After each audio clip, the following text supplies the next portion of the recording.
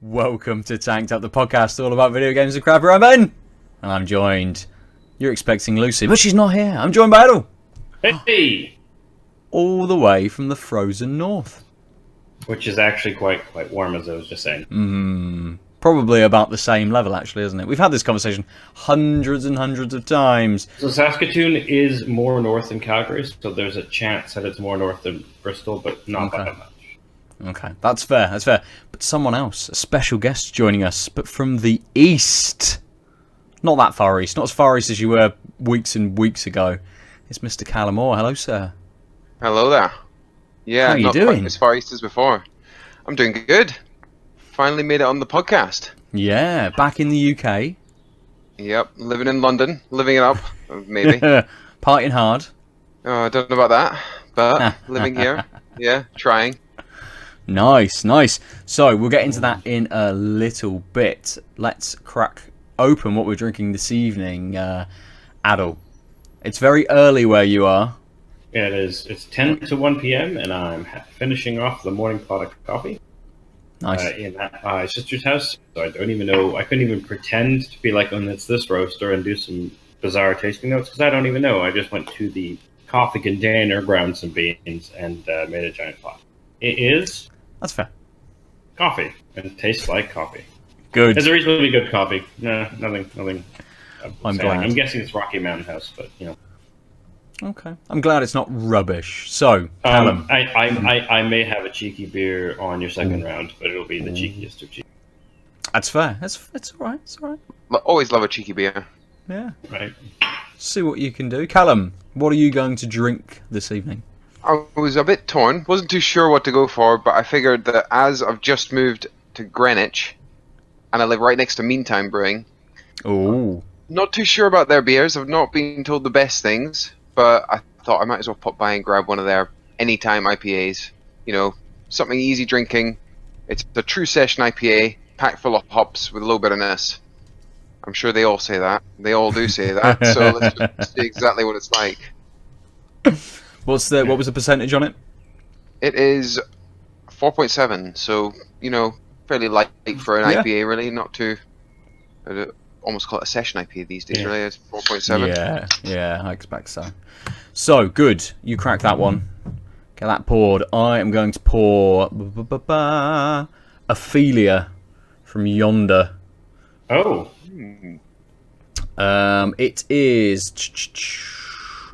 5.8%, and it says, using our mixed culture Saison base, we have chosen to showcase one of the UK's prized foraged edibles, gorse. Its distinctive tropical aroma thrives alongside British and European hops and the gentle acidity created by our house cultures. These guys are making good beers, so it's a nice hot day. Saison seemed about right. Seems reasonable. I think it's 2 weeks in a row I've kicked off with a Saison. I had a Saison to start last week as well. So it's a good early summer beer. Yeah, I was going to say they're coming into the old fashion amongst craft beer drinkers now in the summer. The old Saisons and sours and everything. We've had loads on tap where I'm working, so... Oh, yeah. Where is that? I am working at the Brewdog Tower Hill. Excellent. So, yeah, got the old Overworks t-shirt on, which I had to buy because it looks like Star Wars. Yeah, it does. So I was like, fuck yeah, that looks awesome. Oh, what's the rules and swearing on this again? I can't remember. You can swear as much as you like. Yeah, I thought so. I wasn't too sure. It's fine. I mean, I think it's every other episode Ben says the word cunt. So that's true. Yeah, I won't say this. You've done my allocation for this week for me, so I won't need to. Unless I start talking about EA or something, it usually brings it out in you. Yeah, that's very true. Yeah, we'll talk about Nigel Farage. No, we won't talk about those sorts of things. We're going to talk about our beers. Callum, how is the beer? It's lovely to see a beer that's clear after everything that I'm normally drinking. This haze craze going on. Yep, I've jumped on the bandwagon just a bit. I do love my hazy beers at the moment in my New Englands, but it's a lovely clear caramel. Pour quite a big head, quite an aggressive head in it. Could have just been the quality of my pour. But I've just been smelling it. It's a really lovely, on the aroma, a nice malt driven. You can really get a lot of the caramel, the biscuit malts coming through. With just sort of the hints of the citrus coming through. Okay.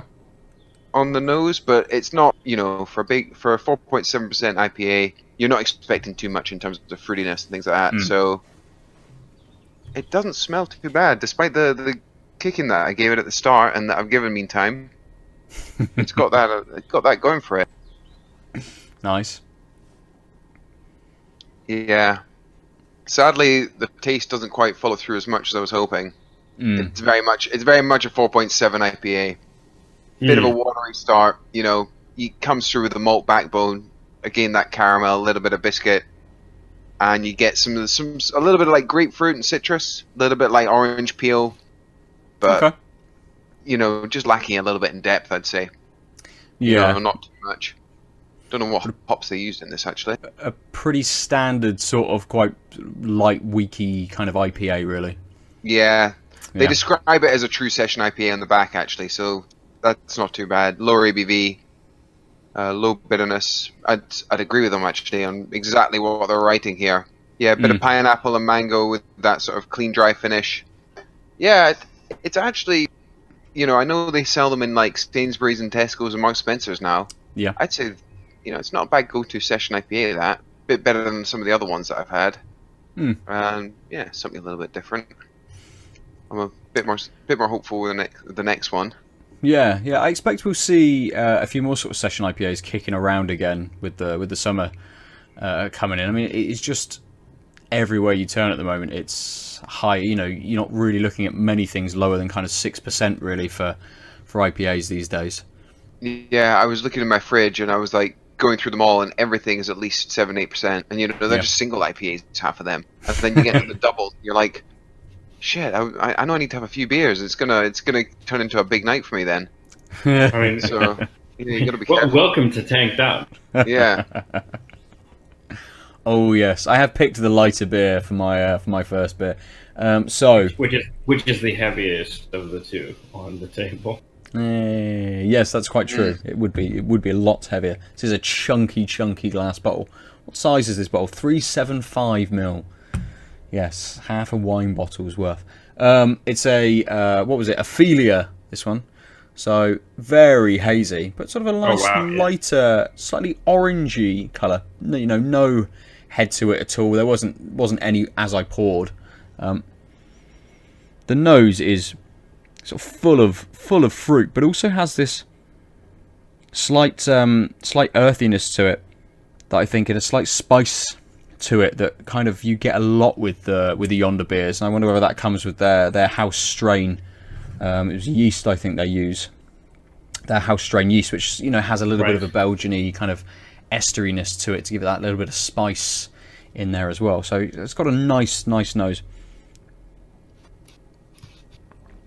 And it's almost edging on a sour. It's got a tartness to it.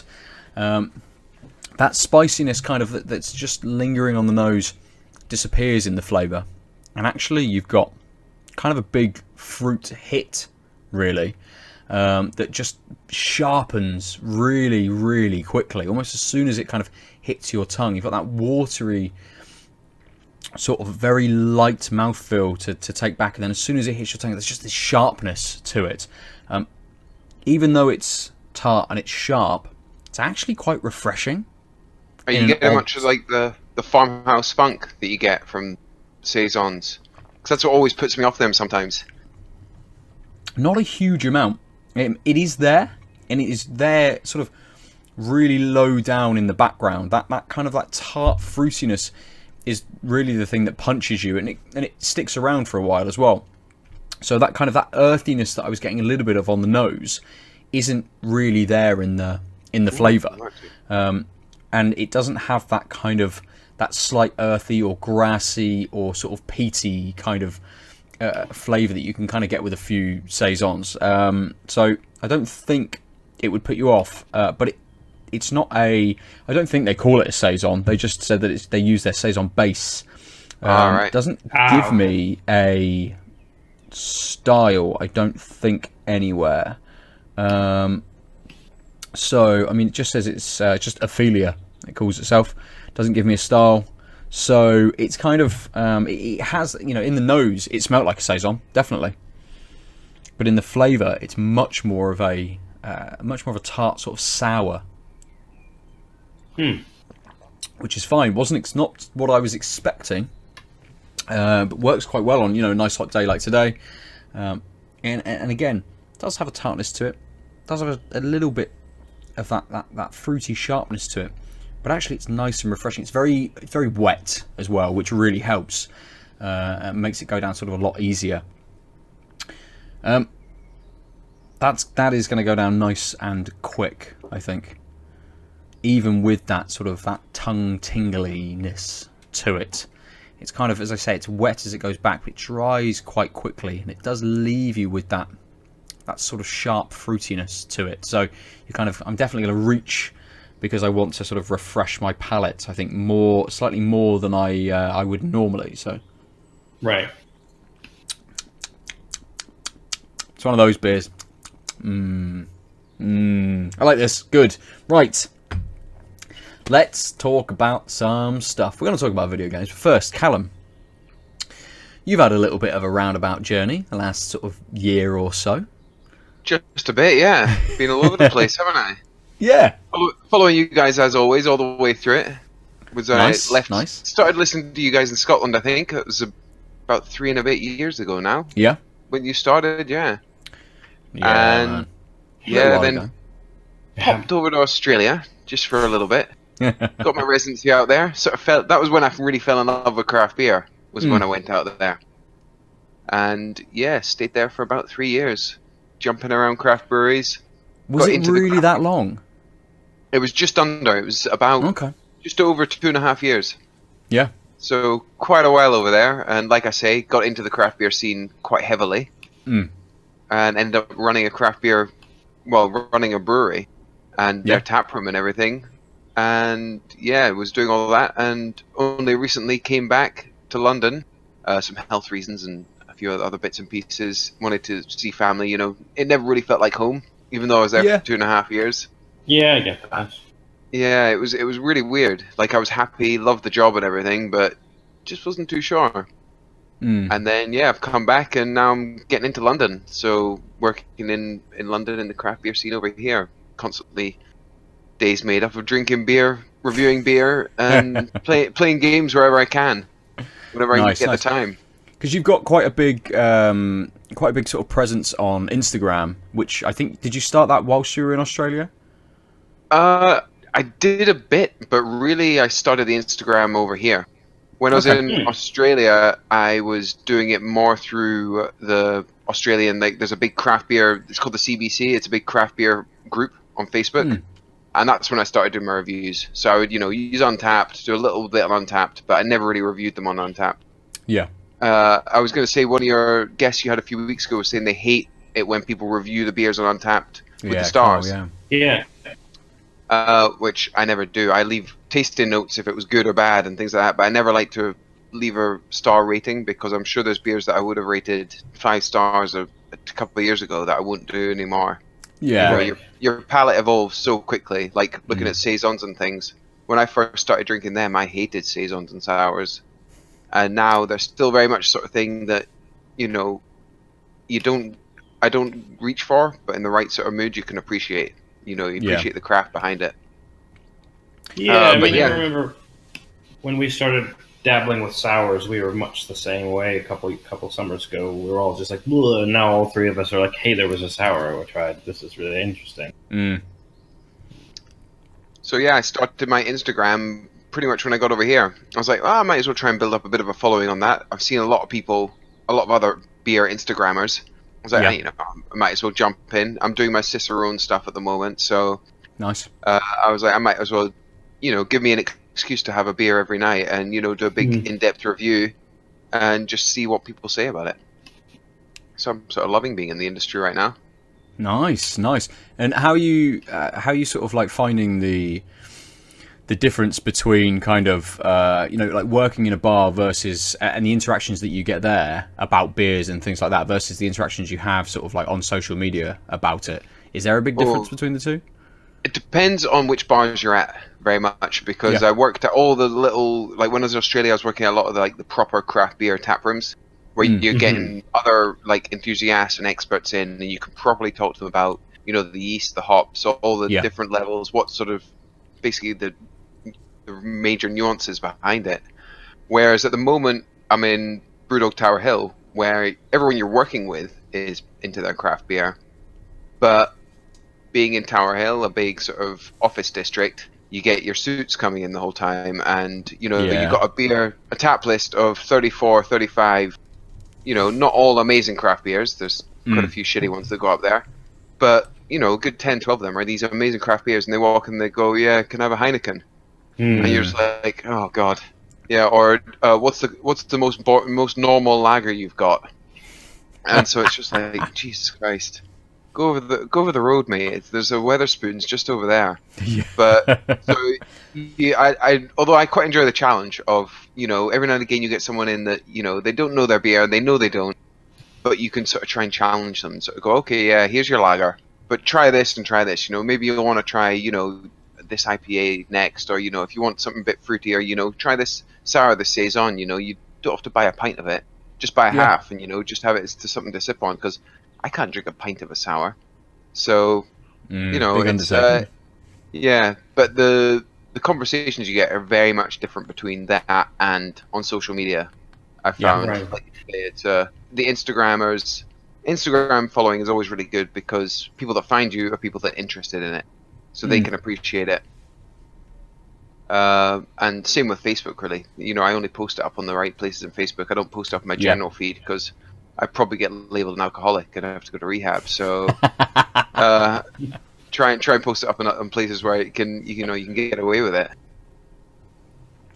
Yeah, that's fair. It makes sense as well. It's nice to kind of, you know, not have the, you know, like an echo chamber as such, but to just be able to surround yourself with the right sort of people and the right people Well, to kind people of who are interact with. and things. interested. It's not sort of like the right people. It's just like people who are wanting to do this thing. And like if it's a person who loves a totally different type of beer than you, that's fine, right? It's not like that would be an echo chamber if it was like the APA circle or the IP hate circle or whatever, right? But like there's a difference between people who are keen on craft beer and people who aren't.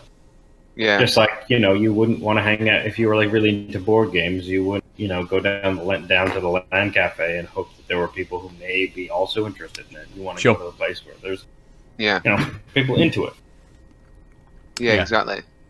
As also being working at Brewdog, you know, there's quite a bit of a love-hate thing going on with Brewdog as well. You know, craft brewery and all this sort of stuff. But you get a lot of people that, you know, they walk in, they're craft beer fans, but because it's Brewdog, it's shit.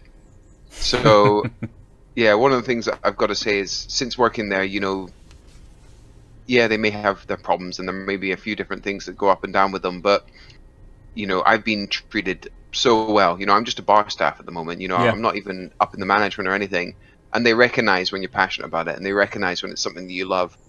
And, you know, since then, you know, they've set in place for me to move up into management positions, you know, already. I've only been there a few weeks. Oh, wow. And, you know, they can tell when you're passionate and when you want to work, and they really will look after you. Because like I said to you, I got offered that job at Left Handed Giant. Yeah. And, you know, Left Handed Giant, that's a dream brewery, a dream position. But they couldn't guarantee the same sort of progression, basically. I want to move up and, you know, learn and grow. And they couldn't guarantee that. It would be a dream place to work. But, you know, they were really honest with me. And they were just like, yeah, all our management positions are taken with people that have been in the company for a long time. And they're not looking to grow, right? So then there's no space. They'll grow, but it's going to take them a long time. Whereas, as you've seen, Brewdog are growing exponentially at the moment. Yeah. So, yeah, it's you know, you get your love-hate. You just gotta take it on the chin when people walk in, or, you know, other people on the craft beer forums hate Brewdog just because it's Brewdog. Yeah. Not because they drank the beer, if you know what I mean. Yeah, I mean, it's funny because they're like the biggest fish in the craft beer UK pond, but they're still in the small pond. But people are like, well, you're the big fish, and so we must hate you. Yeah. But yeah, you're right. There have been a few missteps. Yeah. And we've talked at length about how, like, if it wasn't for Brewdog, you just wouldn't have the craft beer penetration in the most parts of the UK at all. I know people who like craft beer, and when go to a house party, they've got a 4-pack of like Dead Pony Club or Elvis Juice or whatever that one's called. Yeah, I'll quite frequently, if I go to a supermarket, if you want a beer, I'll grab an Elvis Juice. It's one of their headliners, their core sort of range, but it's a damn good beer. It's actually, it's really good, easy drinker. Especially if you're like in the sun. Yeah. And it's dangerous as well because it's 6.5%. So you can smash back a few pretty easily. Yeah.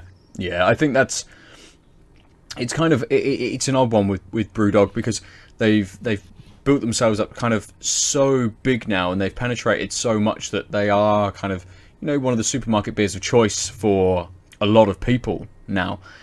Especially if you go to the bottle shop even every week or every other week or something. Kind of you're in the supermarket a lot more frequently than you probably are the bottle shop, and it's very easy to just speak for yourself. That's fair. When you've got children, you're in there every fucking day. Almost every fucking day. When you've got one shelf in a shared fridge, also there every day. Oh, I know Exactly. that pain. My flatmates hate me at the moment because I'm just taking up shelves and shelves of all this craft beer. There's nothing left. No space left. You haven't got the beer fridge in the bedroom yet. I've been looking. You should see my Amazon wish list. There's a few in there that I'm like, as soon as I get a bit of spare money, I'm getting a couple in here. That's funny. I just keep all my beer in the. I have to pre-plan, so I keep all my beer basically in there, like in the bedroom, on my shelf, and then I just take a couple down to use the space I have. So often it's like walk downstairs to where the fridge is with the warm beer to swap it for a cold beer. Yeah.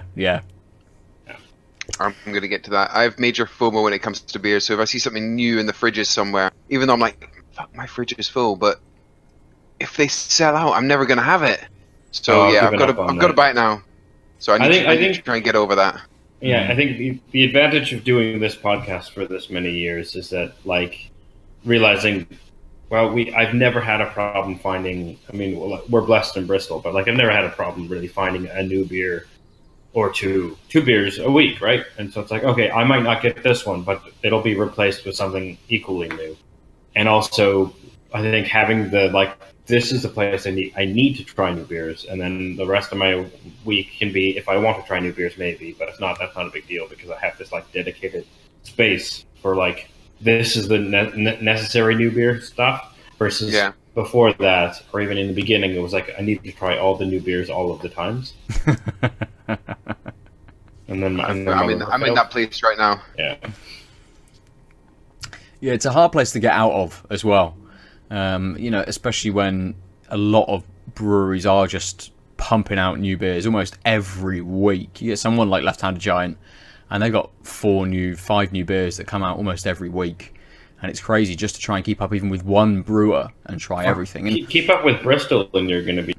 I was going to say, because I've got, the beer mile right next to me, and there's Verdant and Pressure Drop, there's Dea.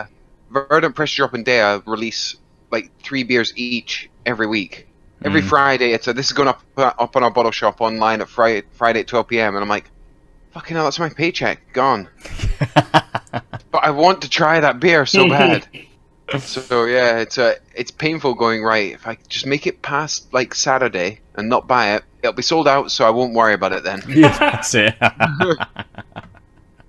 Oh, I think the wife would be very, very angry if I spent my paycheck all on beer. It's very, very tempting.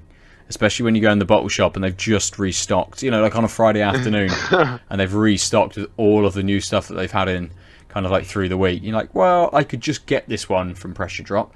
I could just get this one from Left Handed Giant. I could just grab this one from Verdant. And you just kind of, suddenly you're 15 beers deep. You think, I've got to get rid of some of these. I was going in for one with the Chinese tonight, and now I've got enough for the next week. Oh, craft beer problems. Yep. That's how we have to label it. If that's not a hashtag, it is now. I'm sure there's also. I think that should be the hashtag for when you like come home with a haul. Like a picture of all 7 beers that you picked up. I'll add it to my Instagram hashtag list that I have to. Excellent. Just thousands. That's all it will be now. It'll be a review, but it'll just be 3 words and then hundreds of hashtags from everything that you need to be able to sort of pick up. Basically how it worked, isn't it? Yeah, that's exactly how it works. Get those likes, get those likes. Obviously, I'm glad I never used Untapped. I think if I did, I never would have emerged on the other side of the must have all beers, because I must add to my record of beers, and also if someone tried a beer, I could have an opinion on it. And now it's like, I like being kind of oblivious. Yeah, I know what you mean. I think I've, like you, Aadil, I think I've got to kind of like that other side of the FOMO on sort of new beer releases, and it is very much like, okay, I will just get this. There are 3 new beers from Verdant, plus the 2 core beers that they've just brought back out again, which I know I really like, and actually I'll just get this one beer from them that I've not had before, and I'll just get this one from this brewer that I've not had before. And I end up normally in a bottle shop run, I suppose every 2 weeks, I've only get something like 8 beers these days, around about that, something like that. Mostly for this, and a couple of beers sort of through the week, just to sort of tide me over about halfway through, or for the weekend or something like that. But it's then the nice core New World IPA, or now it's in Tesco's a few cans of Cannonball, stuff that I was already kind of getting, that was already in my weekly food shop, that I kind of just go, okay, I'll have these as well. It's fine. I did drop into Aldi last week, where I normally do my food shop, and they've got some new beers in as well. I tried 4 of them, one of which was really, really good, which was a Pilsner, little 330ml can. No idea who brewed it, not a clue. A good Pilsner. But it was a good Pilsner. I was happy with it. The rest of them were very weak and very sort of I wouldn't drink this again, but I think it was £1.40 for a can. So I'm like, okay, that's going on the shopping list almost every week now, I would imagine. A few of those straight away. Well, that was one of the nice things about that Anytime IPA. It was $1.60 for the can. Oh, Jesus. Can't really go wrong there. Cheap, easy drinking. You can see why people smash it back. But then, since coming back from Australia, I keep messaging all the guys back home, about how much I'm buying things like Cloudwater and Verdant for. Where when I was living over there, I was spending $30 to get a can of Cloudwater or Verdant. Fuck. Just because, it's the British. It's and over here, in our fridge in Tower Hill, we're selling Cloudwater double dry hop, double IPA for £2.50. It's just you really can't go wrong with that. I don't know how we've still got it in the fridges, but people that don't know craft beer don't know what that means. Yeah, completely. As you were saying earlier, the difference between kind of that group that's been sort of cultivated on social media and things versus the kind of the regulars going into somewhere like Brewdog. And I imagine, had you have gone to Left Handed Giant or something, you'd have had a different experience there with the punters going in to buy beer from there, even though their new brewery and their new tap room is kind of in this very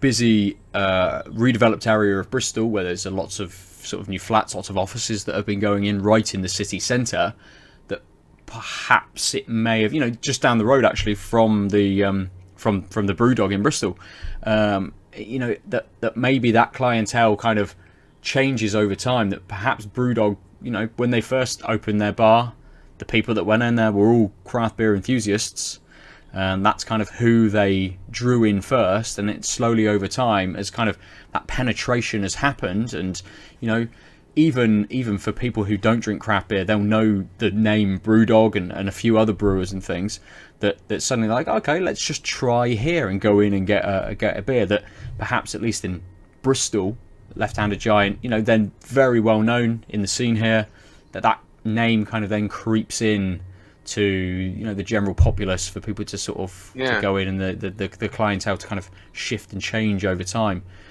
Be interesting to go down straight away and see kind of the vibe and what's happening as soon as they open. but then to go back a year later and see kind of how that's different, and then a year later again and see what's changed. So a little experiment for me and Aadil when you get back. And when they open sometime. I'll try and get a few trips over to Bristol as well. Help you out with that sort of, the experiment study. That's it. We'll get Lucy down as well. Like an experiment. It's an experiment. Exactly. We've got to work. Empirical data. Exactly. Perfect. Right. So, how you doing for your beer, Callum? Just on the dregs now. Just on the dregs. Ooh. All right. Should we chat a little bit about your topic, Aadil? My topic? Yeah. Yeah, sure. So Microsoft just had a press release today on their approach to PC gaming, and it's basically that they've remembered PC gamers exist and they have a monopoly on the platform. And I think it shows how they're approaching the new generation, which makes sense because they've been projecting things forward with trying to get to more a universalized space. But basically, there's 3 parts. So I'll just quickly outline the 3 parts to their their approach as they say it, and then we can talk in some details. Yeah. Basically, well, first of all, they say they believe the player should be at the center of their gaming experience and to be able to harness the unique benefits of the devices they choose on. Nowhere is that belief more important than on a PC. Blah, blah, blah, blah. So, first thing, they are introducing the Xbox Games Pass designed specifically for the PC. So right now, if you were a Game Pass subscriber and it was a cross-platform title, you would get the title for free on the Windows Store as well. But that was the extent of the Games Pass for PC, and now they're basically making a Games Pass PC strand or stream. And so they're starting with, it looks like they're aiming for 100 high-quality PC games on Windows 10 from Bethesda, Deep Silver, Devolver Digital, Paradox Interactive, Sega, etc., and of course Microsoft themselves. And also, I think that what's really interesting is they're giving a 20% discount to, if you're a Games Pass PC member, you'll get discounts on the Microsoft Store, and 10% off on DLC and add-ons. It's not clear whether they mean games in like Microsoft games or Games Pass things, or a 20% blanket. I'm assuming it's 20% off like Games Pass type games, because I don't think you would get a 20% overall discount. Currently in the library, so... Yeah, but it's not clear if they mean like the library of the Microsoft Store or the library of the Games Pass. The Game Pass library. Yeah. Then the second part is they are pushing cross-platform and cross-network play through Windows 10 PCs and consoles, and what that means is they're aiming for cross-play, which I think is the huge thing, but also they've realized that they're not the competitive store, and so they're aiming for Xbox Game Studio PC games available in multiple stores. So not just the Microsoft Store and Windows at launch.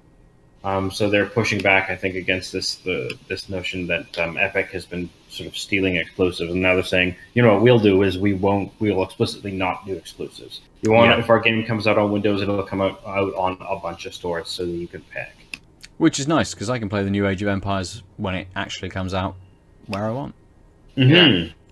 Yeah. And the last part is supporting Win32 games on Windows 10. So they're refocusing on making sure that you can play Windows 32 games on full support on the Microsoft Store, but also I think on Windows 10, making sure things run properly. So it sounds like they're basically going to do something akin to like DOSBox, but for Win32, just making sure that there's compatibility, because I know more recently some older games haven't worked great since Windows 8 onwards, and so I think they've refocused and realized backwards compatibility is a thing that console owners want, but more importantly, PC expects, and they've definitely not been doing that. And so I'm really happy to see them say specifically Windows 32 applications, because that's not a platformer. Win32, it's clearly they're saying this like type of executable will work. Yeah, I think it's like, they've seen how much love they got from their backwards compatibility, and the fact that put them above Nintendo and Sony in so many gamers' eyes. And like you said, they've not been doing that so much with the Windows Store, and just sort of saying, look, we got your backs as well. So yeah, I'm an Xbox gamer. I've been a PC gamer most of the time through Australia, and my whole life pretty much been a PC gamer, and got the Xbox One as well. But yeah, I've always felt quite tied to Microsoft and things, and yeah, it's good to see them looking after us there. Do you have a 1X or a 1? 1X. Oh, hardcore. Yeah, I love it. Got that with my Philips TV with the Ambilight as well. Sit there, turn the lights off, stick on whatever I'm playing. It's great, with a couple of beers, of course. Nice. Do you have Game Pass at the moment? I don't actually. I've been waiting for either some time when I've got time off, or something like that, to try, jump in with the £1, your first month. Right, yeah. So I'll jump in now, see whether it's actually worth it, because like I was saying, I don't get that much time to game, really. It's only, half an hour here, an hour there, if I'm lucky. That's actually why even though this sounds really cool, I'm pretty sure I won't be a customer. Between that's my problem. PlayStation Plus games and Humble Bundle games and my infinite backlog. I don't need another library of games. Yeah. Yeah, and that's fair. I think sometimes it's that the thing that would kind of pull me is maybe the games that release kind of day and date with the other platforms that come to Game Pass. Right. So I know that Void Bastards dropped yesterday or at some point this week. That really tempted me to get Game Pass when I saw that was free on it. I was like, shit, for £1 for the next month I could play that. Because I've been trying to decide, since knowing I was coming to the podcast, I've been like, I should stop playing another game. And I saw that and was like, that looks so cool. Really cool game, developers that I absolutely love. I was like, damn, for £1 I could play that for another month. Yeah.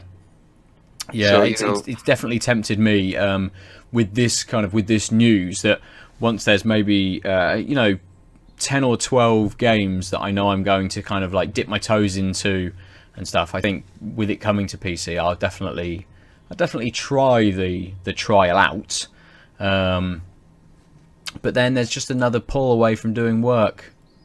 another store somewhere to try and stop me from working all day. The AutoCAD icon sitting next to the Void Bastards icon. You know exactly which one you got to pick. It's all right, I can dual screen. It's fine. Maybe not quite. But it's kind of it's one of those that when Gears 5 drops, or if a New Age of Empires drops, things like that you're kind of you're sort of tempted and now I have somewhere else that I can play them, not just by paying full price for these things through a store on another platform on my PC. That actually it's come as part of this service. It makes that service a little bit more tantalizing to be able to kind of pick up. And obviously then if you're happy to pay a little bit extra, you don't want the full service, you just want one game, then it's easy to then be able to go to Steam and pick up a game, or when it drops in a Steam sale of half the price or whatever the discount would be, to be able to go, actually Gears 5 6 months or 9 months after it releases is 50% off in the Steam sale. That's when I'll pick it up. It's nice to have that kind of flexibility, and it's nice to have those options and the accessibility to the library and everything else. So it's a good thing, but it's also a bad thing because it's too tempting. Well, I think it's not market. I mean, the way I see it is we're not the people that Microsoft is aiming for. Like us 10 years ago, this would be great, right? Oh, so the fact that in their second they're sort of buying Microsoft Studios games anywhere, the fact that they name drop Steam, it shows that they've finally pivoted from bogging down their studio's shit in the Microsoft store. They realized we're not going to win the store wars. I think when Epic came along with their buckets of money and immediately started poaching Steam, they're like, okay, the real fight's between these two. We're being outclassed. Let's forget about that and work with both of them, and then play this off, which I think is a really good idea. Fuck, who cares? Like if you end up being an Epic Store fan, and I end up staying a Steam fan, what's important is, can we both get the game and thus play together? Yeah. And it seems like that's what they're aiming for. Is okay, yeah, we've got our store, and it'll be a good place for us to have money, but we're never going to win this war. So let's just, if people buy from the Microsoft Store, then sure, they will probably get a bigger cut because we own the store. But other than that, it doesn't matter. So let's just fucking let's play ball, and let's show people we're playing ball on all the levels. And I think stuff like this means that in the next generation, I'm going to be looking to see what their console does and how well it interacts, because they're showing me they care about how we interact with our friends and other platforms, and and games I own staying in my library. But does I this, think a lot of it, I was going to say, I think a lot of it shows their twist, their sort of pivot to realize that they're not a gaming platform anymore, and they're not a hardware platform, they're a cloud platform. Yeah. Which it's been ushered in for so long. That's why they're starting all this cross-platform play. They're the one that are promoting it. And I heard a really good discussion the other day on Kotaku, I think it was, and they were talking about the fact that it's only going to be so long before Sony have got the Xbox Live Game Pass, and the Xbox Live games on there. And it's going to be interesting to see exactly, maybe not this generation, but next, as to whether they even bring out a console to compete, a flagship console, or whether they bring out something that's like we can bring this out, it's going to be half the price of the Sony one. We're not going to have flagships the way Sony does, flagship games, but this is going to be able to play everything we do. It's going to be half the price, and all the games that they're playing that you want to play on them, we've got too. But we're not charging you £500-600. We're charging you half that, and it's all based in the cloud from then. Completely. It's almost as if they're defending against this Google game now rather than Sony, because they realized they're in the same boat as Sony are now, and they're all going to have to compete against them. Yeah, I mean the fact that right now the difference between the Xbox and the PlayStation is negligible on the hardware side. It's only going to get worse, and like you said, the hardware is going to matter less and less, because if 5G comes along, then you won't have a problem with getting access to high-speed internet there, because it'll blanket the world, and that's going to be a very big change. Because that's what held back the Xbox One, was like the always-on notion seemed crazy, because half of the States has really shitty access to internet, let alone when I was living in Scotland, I couldn't buy an Xbox or anything with online play, because I was living in a rural farm in Scotland, and it was faster for me to go to the city and download a song than download a song in rural Scotland, because it would take 3 or 4 days to download one song for an album. If I wanted to download a film or a TV show, it would take probably a week. Mm-hmm. So you can't do online play with that. I still can't get Netflix at home in Scotland. Really? Because the internet's just too slow. Yeah, and I think it's the same for still a large part of the world. Not just kind of like rural areas in our country and in the States. It's a huge part of the States really that don't have that level of access. I think what Sony offers and will continue to offer is here is the box, buy the box. Here is the game, buy the game, play the game on the box. Microsoft moving more towards to cloud sort of services, the idea that suddenly they're a platform, and maybe they are more of a storefront as such, or just a platform to be able to play sort of games through, almost as GOG is sort of pivoting towards, that idea that they can take on all of your libraries of games and kind of have it in one place. It's a very, very interesting time to see kind of how all of this does develop, because of course internet connections are being improved in places, they're being put into more rural places, that will and should only improve. And as you say, Aadil, with 5G as well, it's even easier to not have to have a cable and a hard connection to be able to get decent internet somewhere. So it is like super interesting to see how this builds into their kind of like their long-term strategy, which I assume they'll probably give a little bit more of a E3. I'd imagine after revealing that they're working on a new console last year, that you'll hear a little bit more about that next week. Next week? Week after? It's about a week away, isn't it? Yeah, E3? no, a week this weekend, I think, isn't it? Or 2 weeks this weekend. Yeah. Wait, no, it's June 6th or is it the 15th? Yeah. I think it says at the bottom of the article. I already closed the article. June 9th. The Xbox E3 2019 briefing is on Sunday, June 9th. Yeah, so a week this weekend. Yeah. Yeah. It does say, including to hear more, including the amazing lineup of new games and offers coming to PC players. So they're obviously going to touch on this a little bit more, past this this press release. So yeah, interesting times. Yeah, the fact that it's gonna be a while before the cross-platform and all that sort of stuff, it'll be after this generation, does make me quite excited to think what headline games might they be bringing out, like just Xbox games, because if they can get a foothold in the market this generation and then bring out that, that's when you're not going to be looking at Sony and Microsoft what hardware they've got. You're going to be looking at what games they've got in the library, and if they've already got a hardware dominant position, then they're sorted. So it's sort of like this sort of, I see this is the sort of generation to sort of jump in and see exactly where it's going to go from here. And if they can get a foothold, then they would probably be able to hold it with the fact that they've got cloud under their belt, whereas Sony doesn't have any of that. Yeah, interesting transition period then. Yeah. Kind of see how we're going to progress in the future, and definitely Microsoft are pushing, I think, a little bit more than Sony in that kind of regard, in future-proofing themselves and looking towards kind of how they're going to be operating in the future, even in these sort of early tentative sort of steps towards things. And it's all fun. It's all going to be good over the next 10 years, 15 years, 400 years of knowing how games are going to evolve, and they just beam to our eyes from nowhere. Yeah. Everyone's just moving like this constantly to do things in games, not need Oculus, whatever it's called, VR things and pads and stuff. I don't know what this is. Some kind of, slashing, dual wielding of some kind.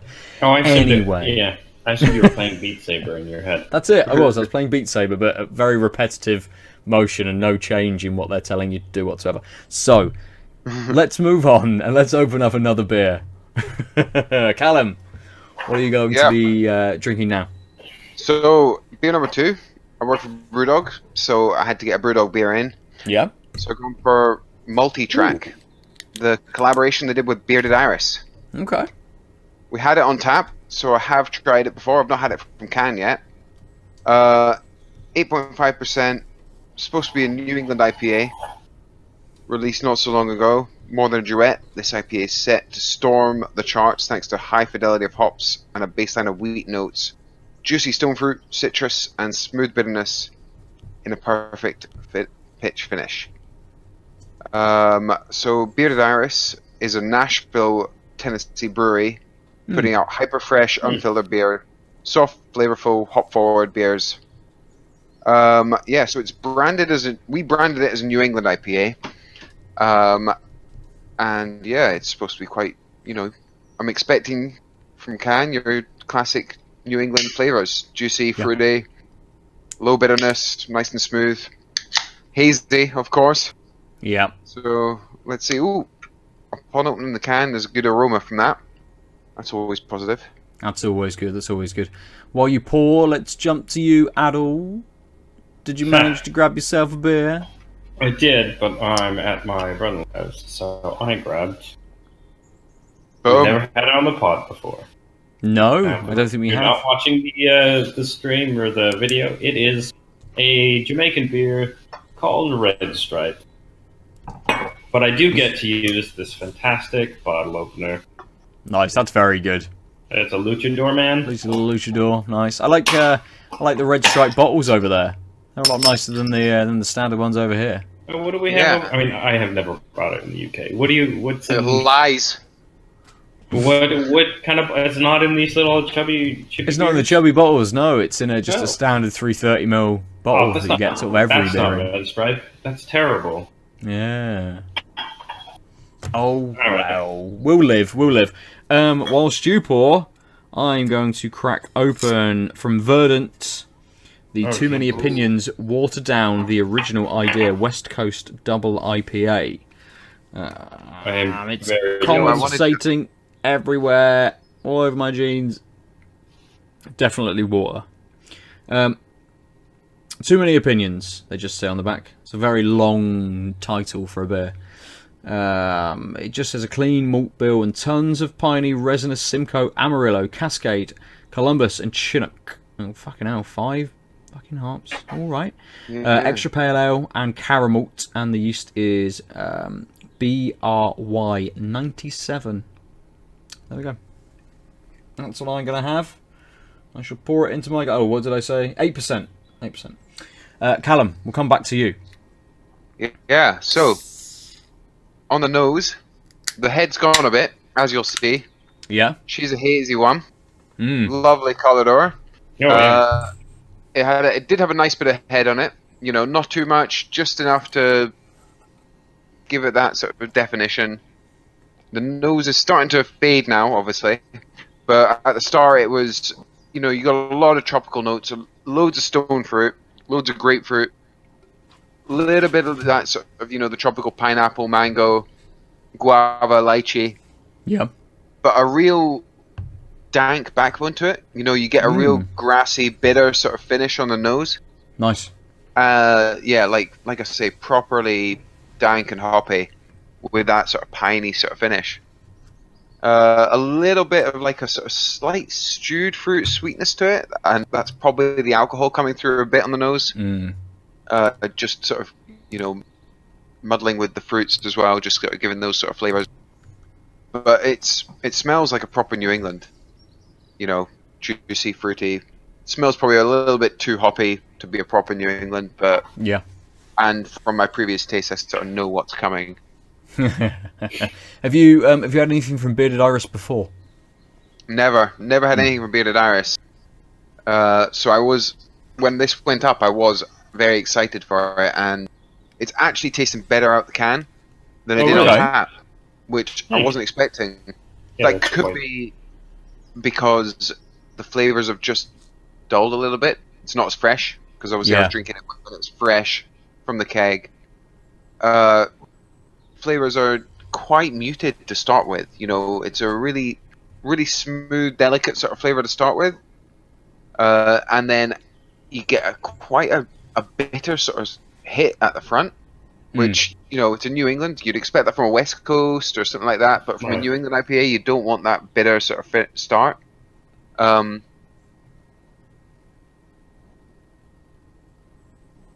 Yeah, so that you get a really dry, bitter sort of start, like that sort of pithy, you know, biting into a grapefruit rind or orange rind sort of start, and then the tropical notes start to come in, and that's when it turns into its New England.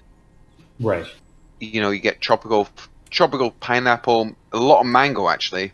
You know, that slightly sweeter, sort of slightly sickly, sort of mango sort of coming through, giving it a little bit of richness. Really smooth body, really juicy, fruity. A little bit of that creamy. It's almost as if they put some oats in, or lactose or something like that in there. Just smooth out the body, give it that little bit of sweetness. Brings out a little bit more of the fruits. Towards the finish, just as the tropical sort of pineapple, those sort of fresher fruits start to fade off, you get a little bit of a citrus finish. Yeah, and then you get a little bit of a little bit of like a grassy sort of hoppy finish, but it's really smooth. You don't get the bitterness at the end at all. It just all fades off, you know, just sort of layers off towards the end. And it's not too dry or anything. Quite a sort of, you know, from the full creamy sort of New England style, it just sort of fades off into nothing, leaves you quite a sort of a wet sort of mouthfeel. But as you can tell, just from reviewing it there, I drank half that because it was actually really, really tasty. Actually, it's because on tap it was really overly bitter. You know, it was proper West Coast, with as if they were trying to chuck a West Coast into a New England. When it was on tap, it was completely unbalanced. Whereas that has, you know, it's gone down a lot better. I'm impressed with that one this time. That's good. Nice. I think I felt something similar to, I think it was a beer called Green Line from Left Handed Giant, which when I had in the can, It was almost sort of like the opposite though. When I had it in the can, it was kind of like super green and really kind of hoppy. And I think I bought it on the day that it had turned up at the bottle shop, and then I had it in the East Bristol Brewery Trail like a week later. And it was just really refreshing, really nice. A lot smoother and a lot sort of lighter than it had been in its canned version. I think just because of that extra kind of week that that I'd left it. So I think that's coming through with a lot of breweries. Like our head brewer at the Tower Hill, because it's an outpost, so we've got our own brewing kit. And the head brewers just did a New England IPA a couple of weeks ago to West Coast last week. And I was chatting to him, going over the beers and things, and we decided that we're going to hold on to the beer in the maturation tank for an extra week each time. Yeah. Because he basically decided that everything's tasting a little bit too green every time it comes out. Yeah. He did a New England one last week that was called Take It to the Tropics. And the first week, I had a taste, and I was like, it's nice, but there's so much Simcoe that it's just killing it at the end. You know, it's supposed to be in New England, but it's so dry and bitter, resinous in the end. Right. And then a week later, it was tasting absolutely stunning. You know, all that resinous, all that sort of dry, bitter sort of finish had just sort of faded off. And, you know, you got all the juicy sort of fruits. It was absolutely lovely. Nice. Good. Aadil, we'll come to you. The Red Stripe, how is it? The nose is kind of muted. Smells like a lager, but it doesn't have that. You usually get that sort of nutty dankness right off the top. It's actually really. I was expecting more of a lager nose, actually, especially given that I kind of poured it poorly, so it had quite a bit of head. Yeah. But holy crap, that is. It's a lot of water off the top. It's quite a wet beer. Not a lot to it. It is a little bit of soy. It's a 4.7%, so it is the same alcohol as Callum's first beer. Yeah, it's so wet, and then it gets a little sweet at the end in the finish. But there's almost none of your characteristic lager taste. I haven't had a Red Stripe in years, but it is barely a beer tasting beer. Like usually lagers have that bit of that nuttiness as the backbone of the taste, and that's just not there. So it sort of goes from this is wet to a little sweet, a touch dry, and then nothing. So that lasts a little bit, almost a little appley, I want to say. Okay. That's it. That's all I'm getting. I mean, I could probably focus in and try and dig for more things, but that's not what we're doing. String us on for 5 minutes as it tries to form on what is sort of... I mean, I did just finish a coffee. Yeah.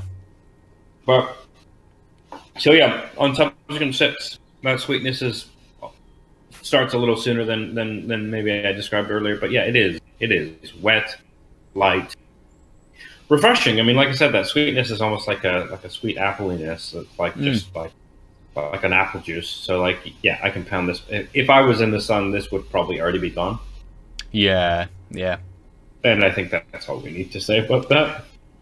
That's all right. I mean, first Red Stripe of the podcast. Probably won't be the last with Lucy Lucy forward around. to the Instagram post that you will have to give, because I did remember to take a photo of this.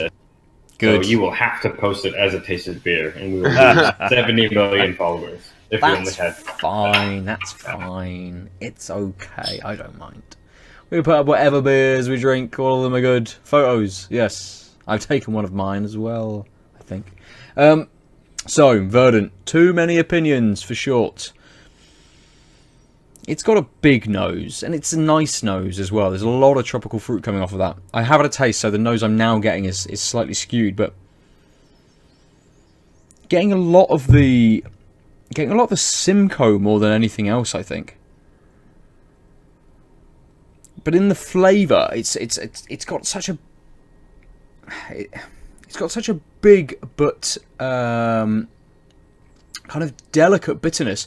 A big bitterness in the way that it kind of dominates, but delicate that it's not it's not a harsh bitterness. It's actually kind of very easy to pass, and the fruity kind of flavors that I'm getting at the start, they come back towards the end of the beer as well. As that bitterness starts to fade slightly, those fruity notes do pop back in.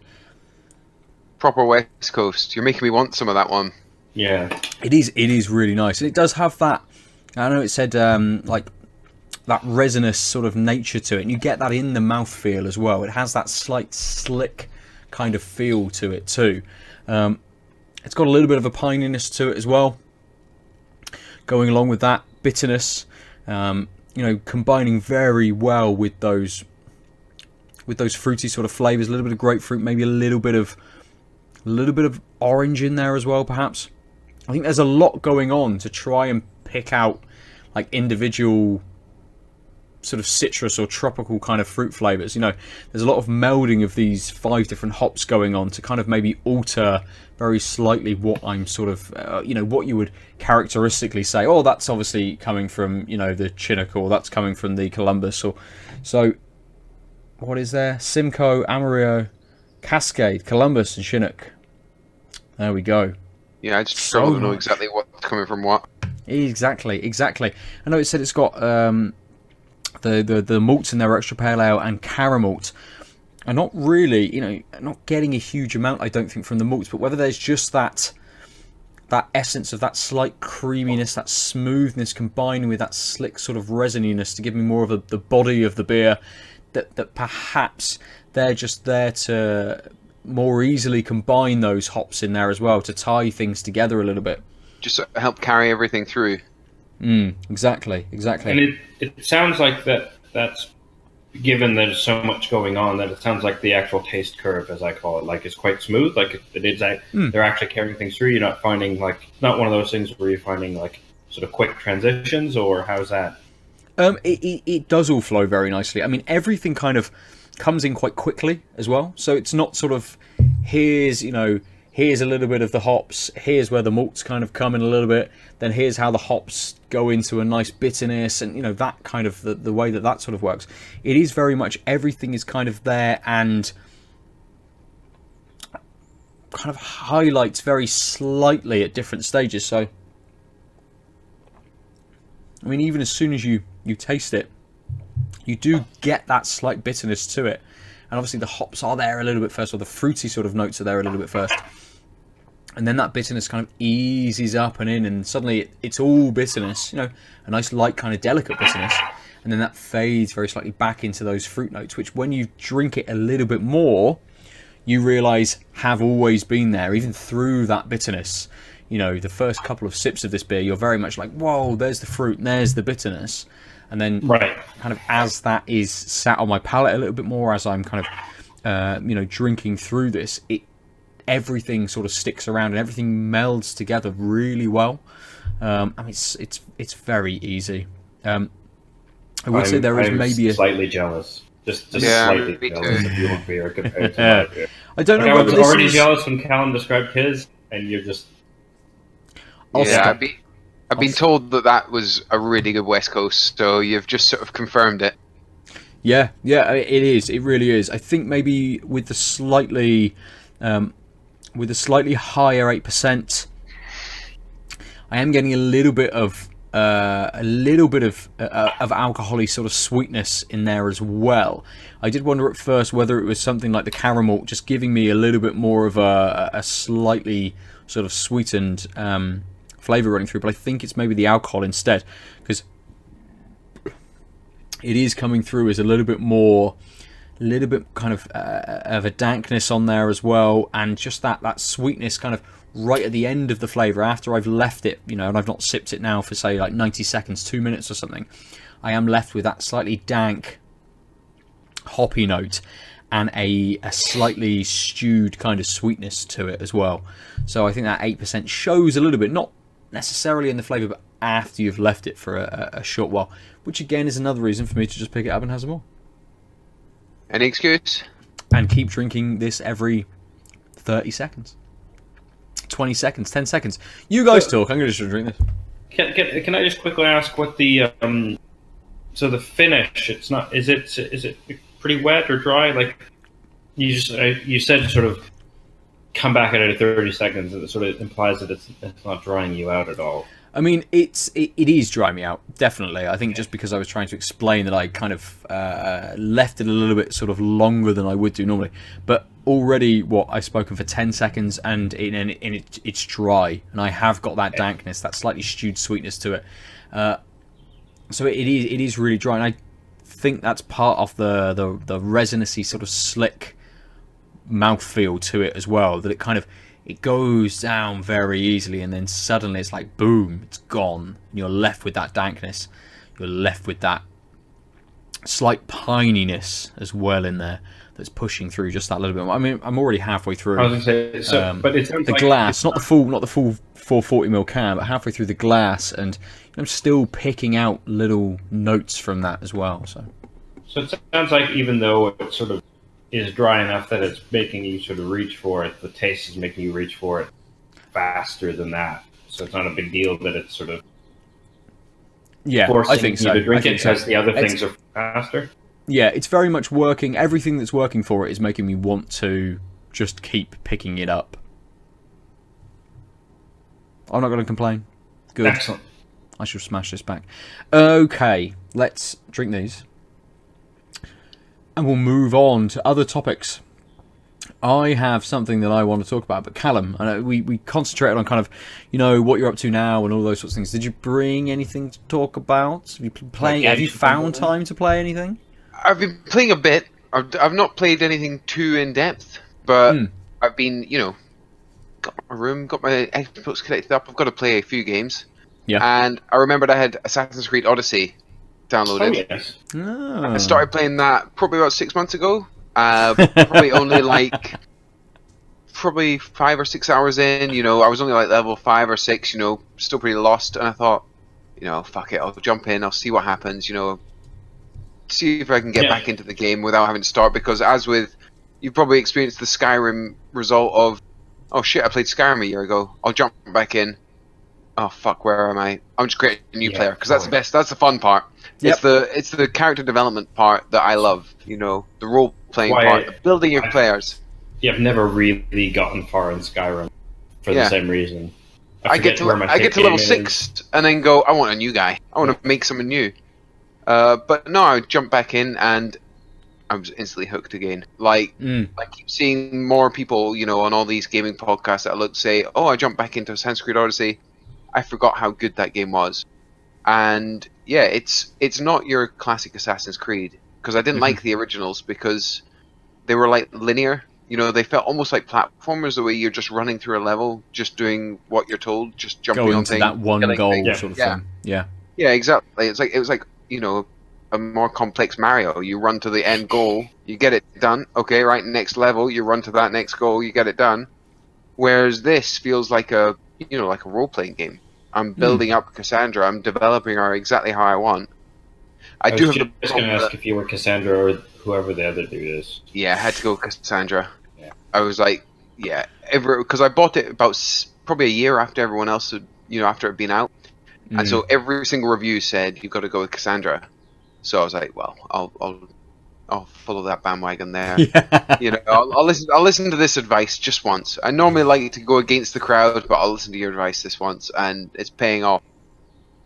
But I was a bit sort of, this week I've been I've just started getting into the depths of it. So there's a few spoilers here, but nothing big, where you actually get into the main game, and you've got your faction. You got the Sparta and the Athenians, and you've got to fight for one or the other and sort of start taking over land. And I was like, oh shit, who do I fight for? Do I just stick with Sparta and just work for them? Or do I stick with the Athenians? And so I played it a couple of hours a day and I was like, oh fuck it, I'm a mercenary. The whole point of this is you just kill everyone. So, I'm just doing my own quest, just following my own storyline. Whoever gets in my way, I'll kill. So that's about it now. Any mercenaries come and try and kill me? No, you're dead. Oh, you've put a bounty on my head. I can't kill everyone that's going to come after me. I'll kill you instead and just get the bounty put away. Nice. And so I don't play it that much. I play it for... It's one of those games that you say, I'm going to jump in, but you need at least an hour or two to jump in properly because it takes that while to get in. But I've been loving it.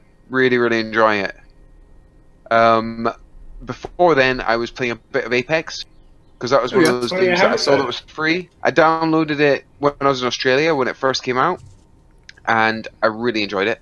Really loved it. You know, I was hooked, and it's still a good game. You know, I jumped in when it had the big following. You know, loads and loads of people playing it, and I'm still enjoying it. But you just feel like you don't get that invested in it, if you know what I mean. Right. It's a game that you'll jump in, you'll go around, you'll do a couple of rounds, and then you'll jump out again, and there's not much else happening. And so I was just like, I need a proper game. That's why I jumped back into the Assassin's Creed. Right. Uh, do you often play first-person sort of multiplayer type things? Not really, no. Like, I've got COD, and I played that for a bit, but it's very much I like either your first-person multiplayer, you know, you just jump in and you shoot whatever moves, you don't have to think, or I like my RPGs. Right. So I like to have, you know, character development, character building sort of stuff. You know, I like to see a character, you know, evolve over time, you know, getting new armor, getting new skills, all that sort of stuff. It's probably from my, as Ben knows, probably from the whole architecture background, is you like to see something grow and build over time. So that's what I quite enjoy about RPGs, but it's sort of, you got to have a bit of time investment to them. Yeah, very much. Same with why I like strategy games, is you like to see something build up over time. But upon seeing that I was joining this podcast, I also thought I'd jump into the new game Dauntless. Oh, okay. The Monster Hunter clone. Right. And yeah, by Epic, I think it is. Yeah, it is. Yeah. Epic. Is it Epic?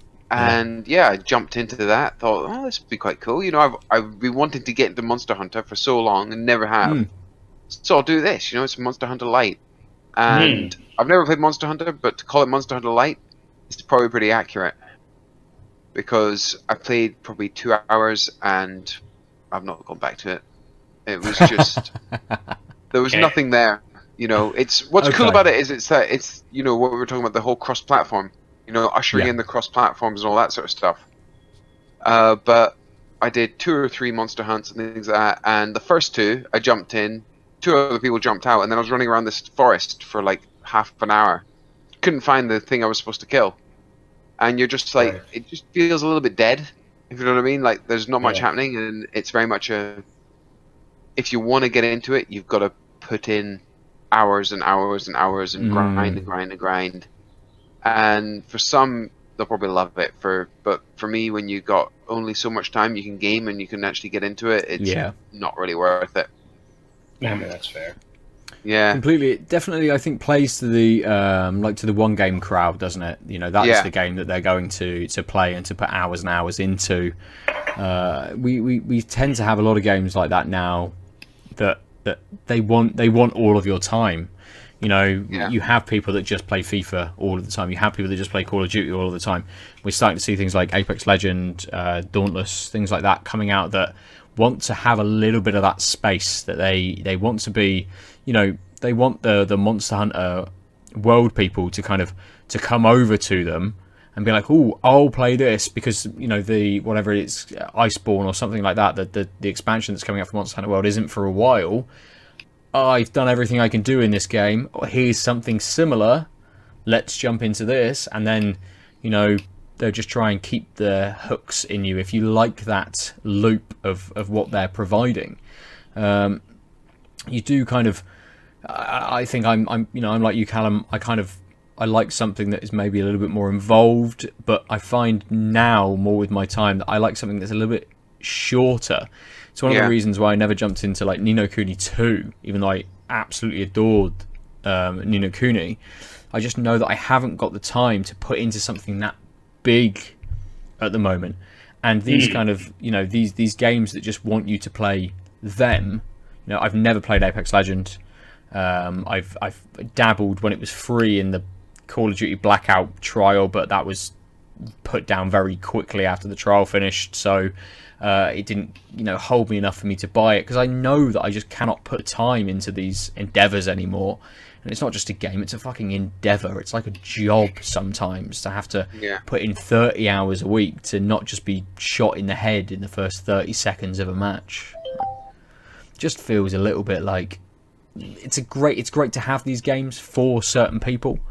But I know, you know, like you, Aadil, we don't have the time to kind of put into something that, you know, that absurd, and really. I also think that it's not even just the time, but I don't like the design of the choices that the industry has gone, where because they need to do games as a service, because they want to be all of your time, you aren't competitive to sort of like pick it up and play a little bit and then come back 2 months later and play in a match. You just can't do that. Like, I remember I had a few when Team Fortress 2 first came out. I worked at IT, so everyone got it, and we played a bunch, and then we took a few months off, and we came back, and I mean, yeah, they changed the classes, and you had to learn things, but that was it. Like, you weren't.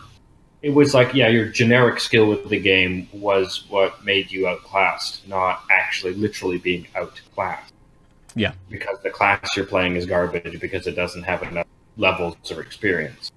Like, I don't like that we don't. I mean, this is one of the reasons why I was really disappointed with Unreal Tournament finally being scrapped, because I played a couple of rounds of their, you know, infinite beta before they killed it, and it was like old school Unreal Tournament. Like, there was no progression of character; there was just progression of skill, and you just hop in a match and you know, drop people. And I want a game where we can get randos and friends come in and do that. Why does this not exist anymore?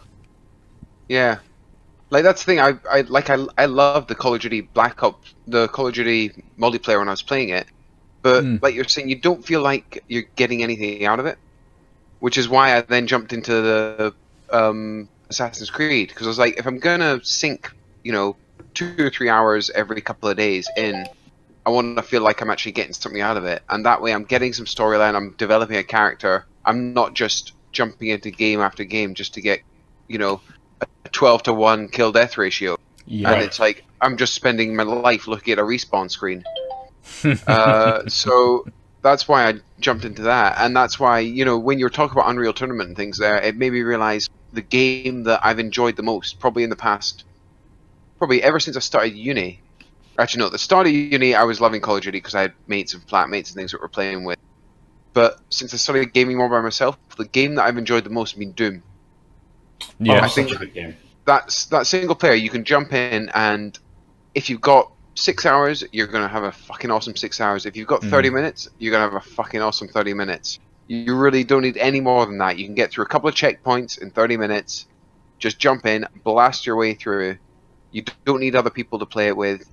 I think it was just such an exceptional game, and like I've heard you guys say so many times, and Lucy say so many times, the soundtrack to that was one of the best soundtracks in games ever. It was just addictive. I don't game that much, but it was one of those games that I would literally look forward to getting back to playing every single day after work, because it was just so. I just thought it was perfectly put together first-person shooter. It was, and I think it definitely speaks to the impression that Doom has had on kind of everybody. When as soon as you said the word, my instant thought was Lucy just saying, "Oh my god," because of her love for that game. Like, just Doom is kind of like something else in this sea of games which kind of try and repeat a lot of the things that other games are trying to do, and Doom just kind of went, yeah, we are going to repeat games, but games from years and years ago. We're not going to worry about all of this sort of stuff. We're just going to let you just rip and just absolutely smash through these levels and things. Hopefully Doom Eternal continues that, and not much has changed in your like progression through that and things. So they've done a good job of keeping the spirit with the Wolfenstein sequels. Yes, yeah. So I have faith that they know that they have the ability to recognize what the community has embraced about their games and double down on.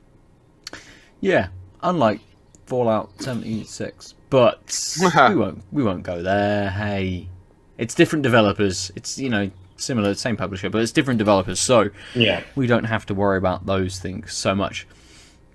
So I'm going to jump into my topic, because I just want to very lightly touch on how game reveals, or at least information on games, are kind of delivered to us these days. And I kind of want to talk about this because of the way that Death Stranding had been delivered over the last kind of 2 or 3 days to us in terms of getting its reveal, or its release date at least. So for those of you who are unaware, Death Stranding is a game by Kojima Productions. Hideo Kojima broke away from Konami and is making a game under Kojima Productions. Has been for about 3 or 4 years now, roughly. And currently it's a PS4 exclusive. And the way that he chose to, or I would imagine it's very much his decision, being who he is, being Kojima. The way he chose to present the release date was by using the PlayStation Twitch channel for about 21 hours to show a continuous live feed of a trailer for the game was playing, but the screen was black, and every now and again a handprint appeared on the screen and took out part of that blackness to give you a side view of that trailer. And they appeared kind of sporadically over, and I don't know whether that was a timed thing, I don't know whether it was a viewer count kind of thing, but suddenly I think about 5 o'clock-ish, about 5:15 yesterday, which is the 29th, it was the date that they'd been giving, so they were obviously going to do it on the 29th. Yeah. But about 5:15 on the 29th, all of those hands then, or the blackness disappeared as the hands came down, and then there was about an 8-minute trailer for the game. Really long. Beefy, absolutely beefy. I mean, it's Kojima, so you knew it was going to be a giant cutscene. Completely. So it's Kojima. There's theatre around this, and with PlayStation not having a show at E3, they are providing these state of plays. To give their details, they are allowing people like Kojima to kind of do what they want and use the resources that they have. But the question to you guys: do you like the more traditional method of reveals, a la E3 and trade shows and things, of someone coming out on stage and going, here's a trailer for our new game and this is the release date? Or do you want this slow build? Do you want this sudden, tune in tomorrow and here it is? Just don't even finish it. I mean, this is exactly what fucking No Man's Sky blew up. Fuck off with the slow build. I actually want... what I really liked is... I can't even remember the names. A few games now have been like, this is coming out next week. Or like with the Nintendo Directs, where it's like, here's a big splashy time, and also this is out right now. Here's the game you didn't know existed. It exists now. Buy the fucking game. I don't like hype cycles. I think they've gotten out of hand. I grew up not having them. We definitely don't need them. I think, especially with just the E3 trickery of gameplay versus not gameplay video the past 20 years, people doubting things and then with things like No Man's Sky doubling down on that, where even the gameplay and the notions of features are now doubtable. It just shows that marketing is doing its own thing, and also really I don't even really need to see trailers for movies anymore. I'm kind of out of the teaser trailer 2, year and a half in advance thing. With movies, it makes sense to have a trailer. With games, it kind of makes sense to have a trailer, but more often than not, this one was mostly not gameplay, but I'm not going to watch a movie. Regardless of what Kojima wants to do. But, this is bullshit. I don't need to know all this stuff. There are enough games out there that I don't need to I don't need my brain to be fed endorphin fuel for a year and a half of me wishing I was playing a game that wasn't in front of me instead of playing games I could play. Even on a psychological level, this isn't doing anyone any good. and it's setting everything up to be a letdown, even just marginally, or people have to double down and say, no, this is the best game ever because I've been looking forward to it for 5 years straight, so there's no way it could be bad because it was bad. That means I fucked up the past 5 years, and I couldn't be doing that because I couldn't live with myself, so it must be the best. No, it's great that you can't aim well and it's super jank. That's totally part of the design because the world is jank, guys. It's part of the design. Like, that kind of shit comment comes out of this, like, overinvestment, which this type of hype cycle just feeds into. Yeah.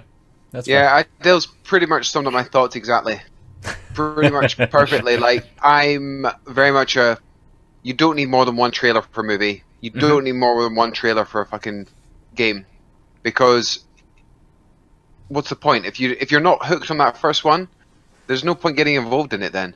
And I say that despite the fact that every time I see a trailer for Cyberpunk 2077, I'm like, shit, what's happening? I want to see it. But I'm also worried at the same time that build-up and the fact that I'm seeing so many trailers and so much hype for it, no matter what happens, is I'm going to be exactly that person that goes and buys it first day and plays it for 20, 30 hours, despite the fact that it's shit. And telling myself that, no, this is a fucking great game. The guys that made Witcher 3 made this game. It's brilliant. Even if it's shit. Because I've invested so much of my personal time and my sort of, my self-worth in this game. And, I've built myself up to playing this game for the past, it's a year now, probably, since it got announced. And I'm building myself up to buying it. That's one of the reasons I'm not buying any more big games. Because I know this is the next one I'm going to buy. And if it's shit, what the fuck do I do then? I've only got so much money I can spend on games and beer. So, yeah, it's... I'm very much... I like in my opinion, I would much rather games and even movies didn't even release trailers. It was very much the trailer was released a week before it was released. That sort of, this is what we've been working on. It's available now. And that would get me so much more hyped. Yeah, and so that, translating more into, like, sales, the week after. So if a game or a film trailer releases, like, the week before, suddenly you're like, wow, that's next week. Fuck, I'll book in and I'll plan to go to the cinema to see it. Or I'm going to carve out some time rather than like, it's coming. Oh, it's here. I was going to say, I think, like, honestly, I would probably go to the movies more often if I saw the trailer, like, a couple weeks before. Because then it's like, oh, that movie looks awesome, and I'm still feeling like it looks awesome, versus, it's coming out in a year and a half, and it's the same weekend or month that these three other movies that look awesome are coming out, so I guess I'll have to pick this one. And when it ends up happening, like, in the past year and a half, I used to always go to the movies. I don't go to the theater. I still haven't seen Endgame. And I've seen every Marvel movie. That's exactly the reason I'm thinking about going to the cinema my next day off to see Godzilla and not to see John Wick 3. Because John Wick 3 has been built up and built up and built up. I feel like I've seen half the damn movie already. Godzilla, I was at the cinema watching Pokemon, I think it was, the Detective Pikachu, and this Godzilla movie trailer popped up, and I was like, it looks great. I saw it. Is there another Godzilla? Holy shit. There's like loads of fucking monsters in this. This is awesome. I want to see this. And I'd not heard about it until 2 or 3 days ago when I had my last day off, and I was like, yeah, I want to go see that. Whereas if it had been built up and built up and built up, I wouldn't have given a damn. But because it's just seen the trailer just before it's been released, that's the next movie I want to go see. Well, and I think especially because now we know everything's going to come to Netflix or Amazon Prime or whatever eventually, like, even these blockbuster movies, I'm like, I would love to watch some of these on the big screen, but like Shazam will look great, better in a theater than I'll ever watch it at home. But also, there were so many movies coming out. I'll trade that up. Well, if I saw that first trailer of Shazam was so good. Like, if it was out within a month, I would have seen it in the theaters because I know it's a type of movie that's better in theaters and it was fresh, right? I will say that, like, the one thing I will say caveat with games, I could see some space for like a flavor sort of cutscene-y teaser, and then like a few months or like earlier, and then the actual more gameplay based trailer, because games have this narrative element and this gameplay element. What I hate is when you get like the Death Stranding had like what, maybe 45 seconds of gameplay in the 8 minutes of trailer, and that gameplay wasn't that convincing. I'm like, well, I'd rather see 2 different trailers in that case, where you do your like super, this is the theme, these are the thematic elements, it's a very narrative based game, so like we need to establish these things, and then something that was like, here's how it works. Maybe you might not like this.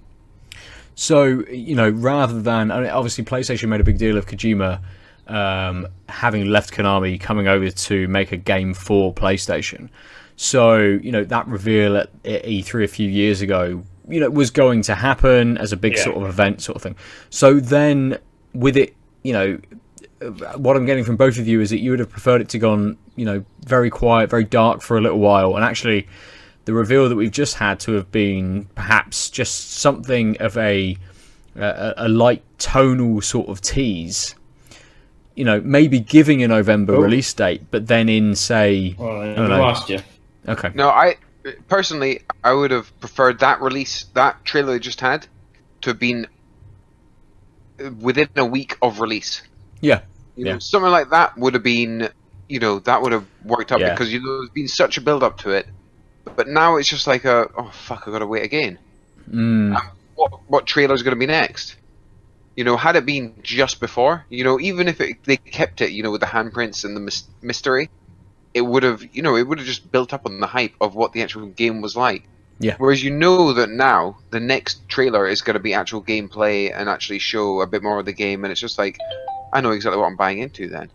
Yes. Whereas part of this game, part of the mystery behind this is, what the fuck is this game? And if they release that as a trailer, people will probably buy out of curiosity. Yeah. Especially, like you said, if it was like, a month or a week front-loaded, or back-loaded, I should say, right? Like, just a little bit of leeway. Then it's like, who wouldn't be like, fuck, the crazy weird baby backpack game is out next week. We've just heard about the baby backpacks. I need to fucking find out what these baby backpacks are. Also, Jesus Christ, there are baby backpacks in this game. I only saw part of the trailer, but I was like, what the fuck is this? Probably please it's not coming on Xbox, because I don't have to buy it to work out what the hell's happening. Just wait. I'm sure between Ben and myself, one of us is buying it right off the top. Hey, if rumors are true, it'll be out on PC about 6 months after it's on I didn't PlayStation. hear about that. Interesting. Who fucking knows? No one knows, really. So, let's finish our conversation there for this week. Aadil.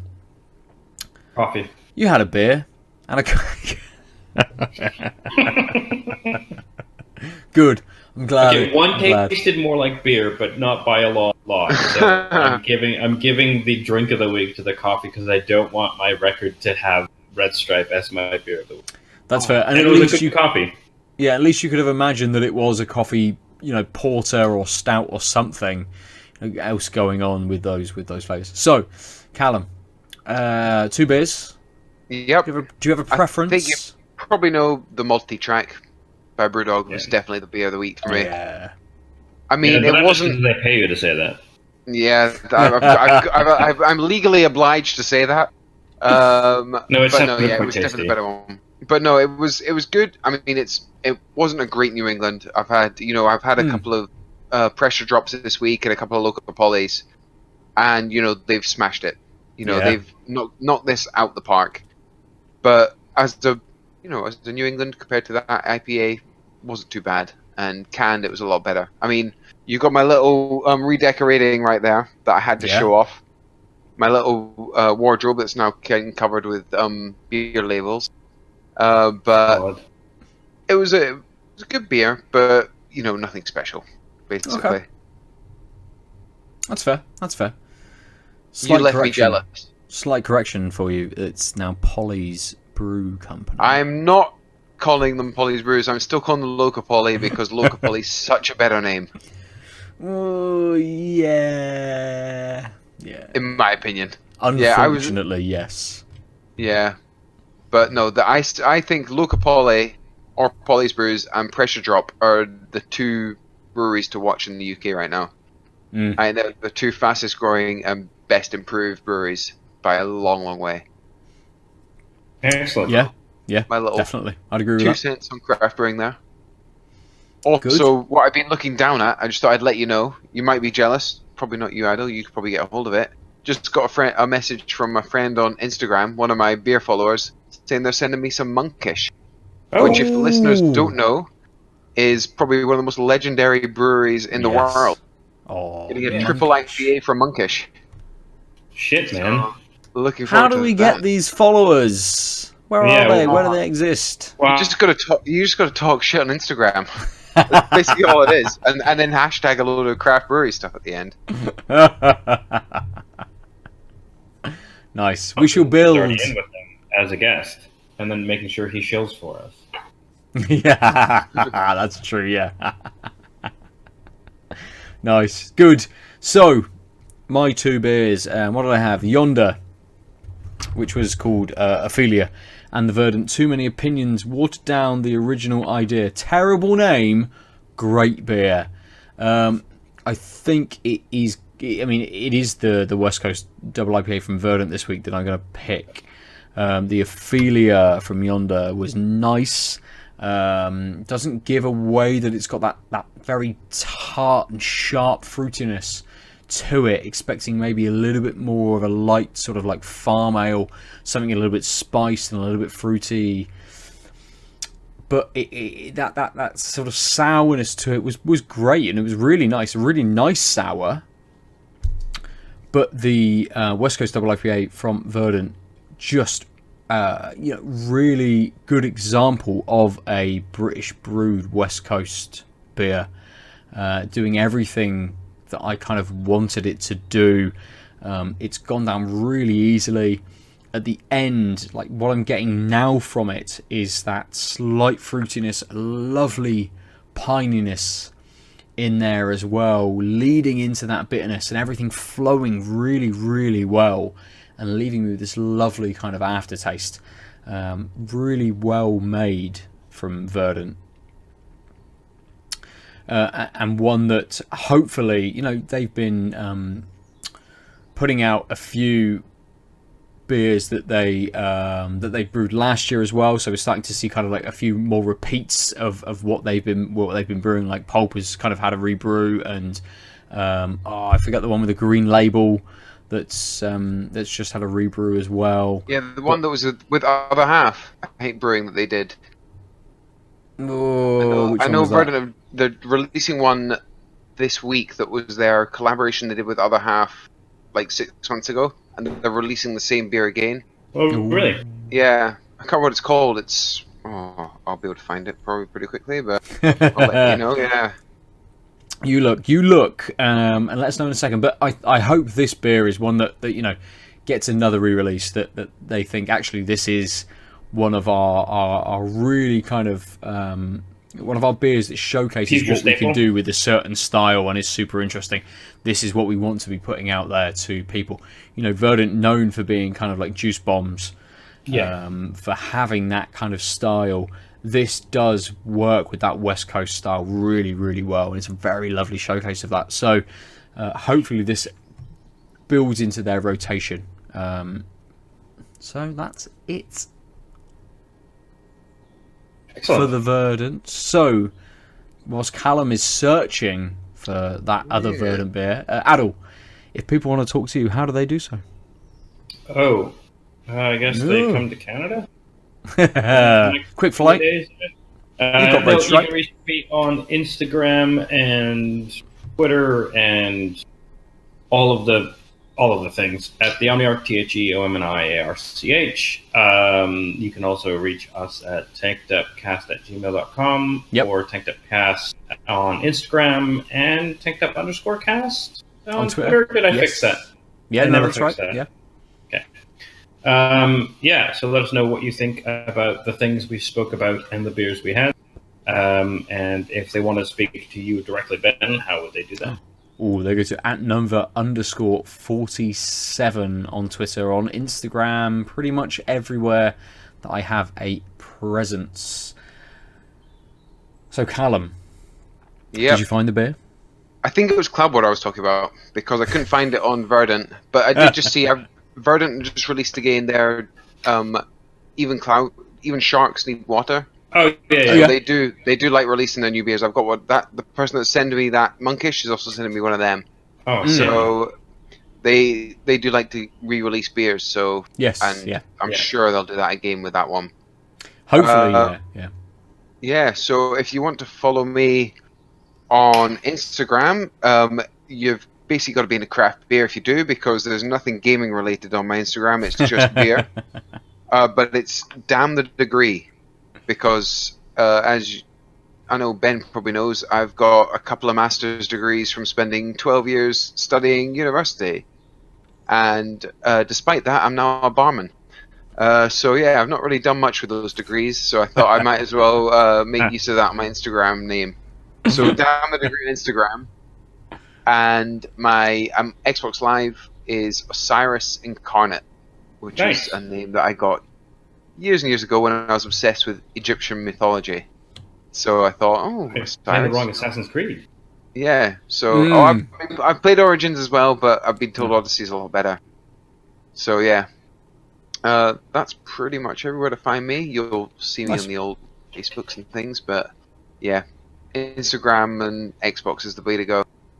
Good. Well, thank you very much, Callum, for joining us this week. Pleasure. It's been great. Good. I'm glad. You've gone from listener to now attendee. I don't know what we call people that come guest. on. The word is guest. Guest. He was our guest this week. It's like Double you haven't been doing IPAs a make me podcast. forget words. We're like almost 170 episodes in, and you just learned the word guest. Remember, go to outoflives.net to look at articles and reviews and other podcasts and things like that. It's actually really interesting, despite my voice. Do that. Go there. So, for another week, we've been tagged up. Bye-bye.